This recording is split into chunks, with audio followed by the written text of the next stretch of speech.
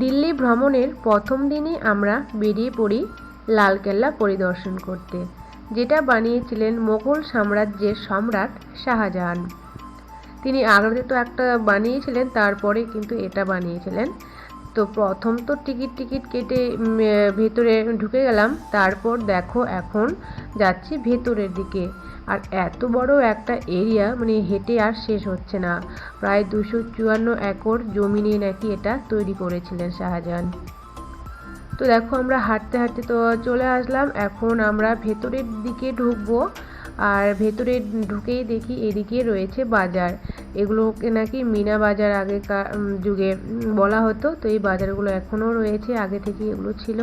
তো দেখো ভেতরে ঢুকে এখন একটু ভিডিও করছিলাম। আর ভাবছিলাম যে ছোটোবেলায় এগুলো ইতিহাসের বইয়ের পাতায় পড়েছি, আজকে সেগুলো আমি নিজের চোখে দেখতে পাচ্ছি। খুবই ভালো লাগছিল। তো যাই হোক, এদিকে তো অনেক কিছুই দেখে তারপর ছবি ভিডিও করছিলাম সবাই মিলে। তো ভিডিওটা বেশি বড় করলাম না, এখানেই শেষ করছি। পরের ভিডিও আবারও নিয়ে আসবো।